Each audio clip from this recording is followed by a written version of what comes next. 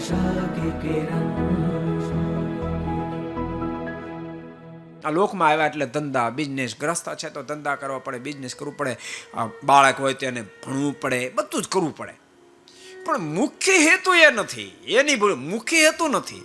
માનો તમે ખૂબ ભણ્યા, એક જણાને પૂછ્યું, મેં કીધું તારે ભણીને શું કરવું? તો કે ભણીને પછી બહુ મોટી જોબ કરીશ. મેં કીધું પછી પોતાનો બિઝનેસ, પછી ખૂબ કમાઈશ, પછી મોટો બંગલો કરીશ, પછી સરસ ગાડી લઈશ, પછી કે લગ્ન જોરદાર કરી, પછી મારે દીકરા થાય, પછી એના જોરદાર લગ્ન, પછી મરી જવાનું.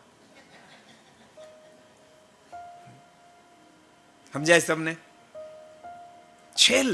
છેલ્લે નીકળશે કાંઈ નહીં. તમે એમાં ખોલતા નીકળે કાંઈ નહીં. કોટનના હીરા બે પ્રકારના આવે, સાંભળજો. એક હીરો આવે કે કોટનના પડને થોડો અંદરથી સરસ રતન નીકળે, અને અમુક કોટનના હીરા એવા આવે તોડતા આખો તૂટી જાય, અંદરથી કાંઈ ન નીકળે. એ ભગવાનના ભક્તો, આ વાતને જો તમે ભૂલશો તો કાંઈ જ છેલ્લે નહીં નીકળશે માત્ર ને માત્ર પ્રસાદ.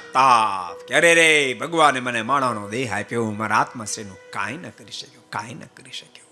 એ તોડતા અંદરથી પ્રભુ પ્રેમ રૂપે રતન નીકળે તો બેડો પાર થઈ જાય.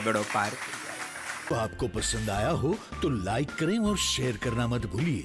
सब्सक्राइब करें सरदार कथा चैनल को और बेल आइकॉन पर क्लिक करना मत भूलिए लेटेस्ट वीडियो सबसे पहले पाने के लिए.